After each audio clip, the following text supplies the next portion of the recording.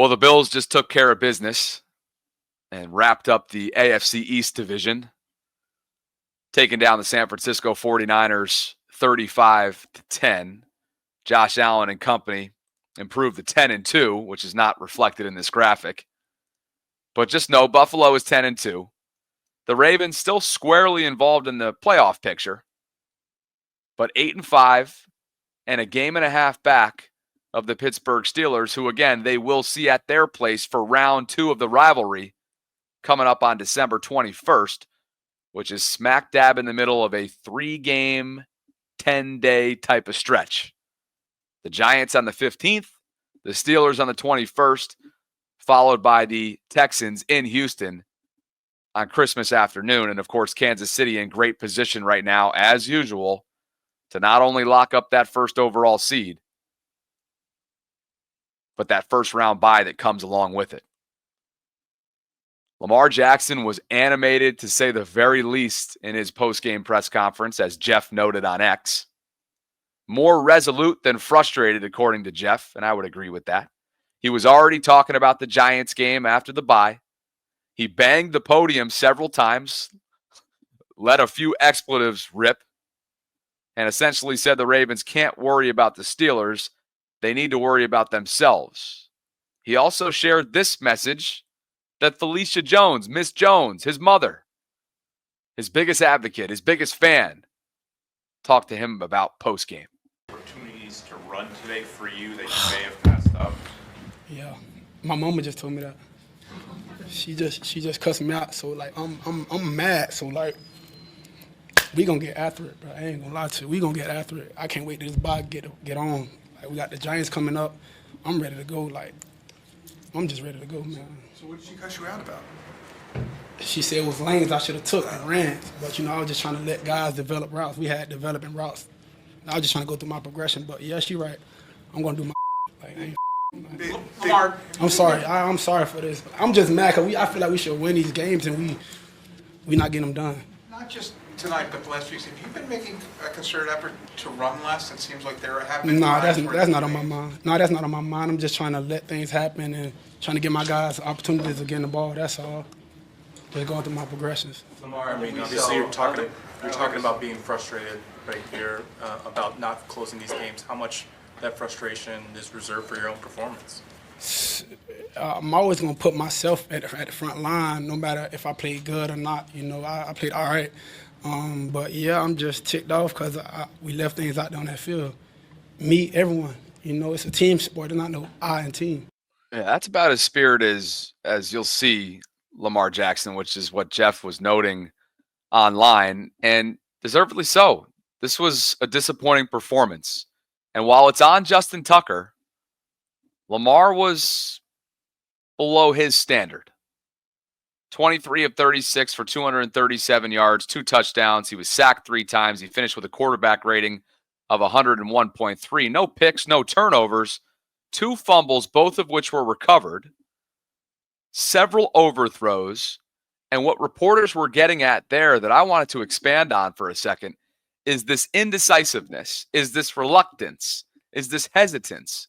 It's a trend of what we've been seeing for multiple weeks, leading some to question whether or not he's healthy. Well, as we saw with that scramble in garbage time, he sure looked healthy to me. And there were 1 or 2 other scrambles as well where he looked pretty darn healthy. He finished with 8 carries for 79 yards, including, like I just mentioned, that long of 39. He averaged 9.9 per carry. Now, again, some of these numbers, including, the passing attack, are slightly inflated and slightly skewed because of that garbage time touchdown drive that they put together in the game's closing moments. But I don't really understand. I'm trying to put my finger on what's led to this indecisiveness. Because it's one thing to do it against the rivalry game, against your rival in the Pittsburgh Steelers. It's one thing to do it at times against the Kansas Cities of the world.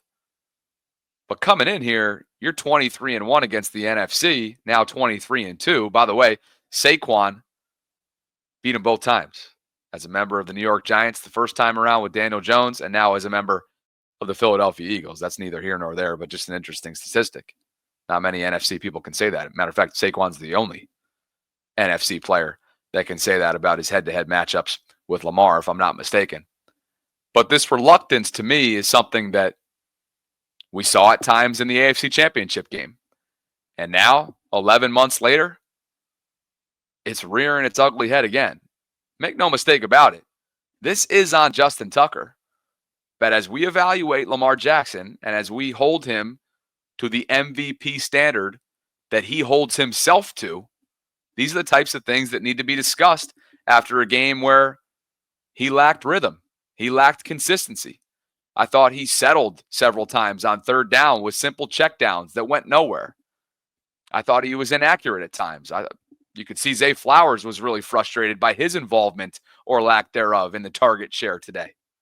And that leads me to a weird topic. And that's the lack of involvement for the newly acquired wide receiver in Diontae Johnson that they brought in prior to the deadline.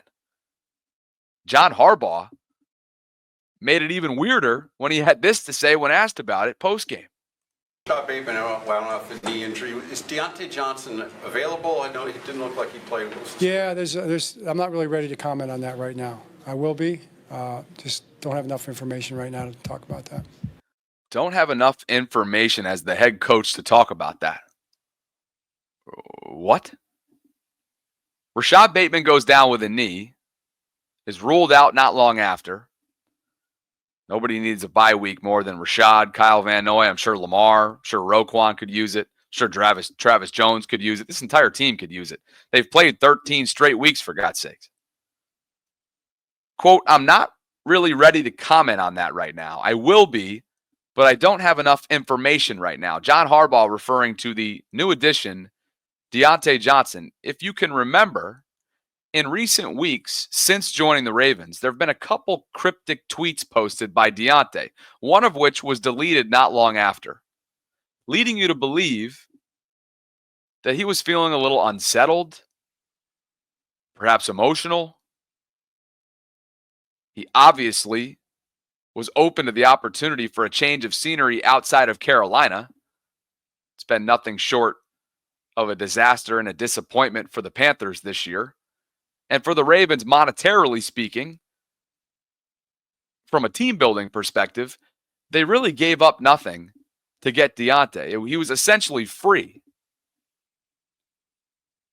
So why, when Rashad Bateman goes down, is he pictured on the sideline in his full thermal gear? Begs the question, what's going on behind closed doors? It's not the last time we're going to hear from John Harbaugh on that. And I would expect reporters to follow up. I'm all for Tylan Wallace being a part of the game plan. He's earned that opportunity to be that guy. Behind the Flowers, the Batemans, the Andrews, the Likeleys when it comes to tight ends as well. But Diontae is a man beater. He's somebody that has a wealth of knowledge. He's a veteran, good route runner. Lamar is 1 for 5 when targeting so far. So there hasn't been an instant connection between he and Diontae. I have no idea whether or not that's part of the equation. And there's no telling Diontae will be a part of this organization beyond this year. And he's currently staying with Nelson Aguilar, by the way, or at least he was when he was signed. I don't know why he would buy a place if he's only going to be here for a couple months and then go to wherever he lives in the offseason. But that's a really strange answer from the head coach, that he needs more information in order to comment on it. One more time, just in case. Rashad Bateman, I don't know if the knee injury. Is Diontae Johnson available? I know he didn't look like he played. Yeah, I'm not really ready to comment on that right now. I will be. Just don't have enough information right now to talk about that. Don't have enough information to talk about that. As for Lamar? I don't think we saw Diontae out there. John was asked about it and didn't give a reason, said he needs more information. For you, though, do you have a conversation with Diontae to make sure that he stays locked in and knows that there's a role for him moving forward? Yeah, absolutely. We want him out there. He's a great receiver. We didn't get him from the Panthers for nothing. I don't think so. More to come on this, I would imagine, because this is somebody that you want to be part of your organization. You want him to have a role. And the beauty of his signing was in situations like today, you would have thought he would be the next man up when Rashad goes down. You hate to see Bateman go down. He was a non-factor today. He's off to a career year so far, and he's projected, or at least he was projected going into today to finish with over 800 receiving yards. And given the modest extension that he signed in the offseason, that's a win for the team. That's a win for him and his development. But right now, it's hard not to think there's not more meat left on that bone when it comes to figuring out what's going on with Diontae Johnson behind the scenes. Because I think when the snap counts come out tomorrow morning, you're going to see a big fat 0 for Diontae. And you're certainly going to see that alongside Marcus Williams. More from Lamar. Behind the Steelers, where do you think the full team is? We don't need to worry about the Steelers. We need to worry about us. Like, that's the first thing. Worry about whatever we need to clean up on this side, clean up. Like, forget every other team. We need to be beating ourselves out there. Little opportunities, we're not making them happen. You know, we need to make those critical situations happen, and we're not doing it. Well, let me tell you what. If there's one common theme, when the Ravens face elite defensive fronts the way they did today, and Philadelphia's got a lot of mean dudes up front defensively, the Ravens' offensive line has struggled. And it makes you think about one of the decisions that Eric DeCosta made this offseason that's come back to bite him. And that was letting Kevin Zeitler walk to go join the Detroit Lions, where he has had a fantastic year for Dan Campbell and company. Here are some numbers that suggest exactly what I was just pointing out. And it comes from True Media, as gathered by Jonas Schaefer of the Baltimore Banner. The Ravens have allowed a 40% plus pressure rate in 4 games this season.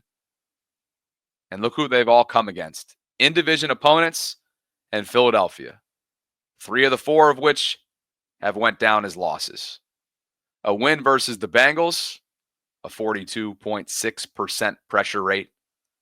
Week 8, a loss to Cleveland, 50%. Week 11, a loss in Pittsburgh, 40%. And of course, today, 56.8%. Lamar was running around and doing what he has to do escapability-wise. He was sacked twice, but you see it. Jonas notes it at the bottom. This is the indictment here. Philly didn't even need to blitz much. Just a 13.6% rate from Vic Fangio and company. Lamar had Vic's number when he had faced his opposing defenses in recent years. The 2-game sample size was scoring almost 40 points per game on average in those 2 games. That was not the case. Just 19 total points. And again, a garbage time touchdown away from being shut out in the second half. 7 points was the difference due to Justin Tucker, but it was far from pretty outside of Justin's struggles. And that's just the tough reality when it comes down to looking at this Week 13 loss for the Ravens, who are now reeling going into the bye week at 8-5 with, again, that 3-game in 10-day stretch looming post-bye.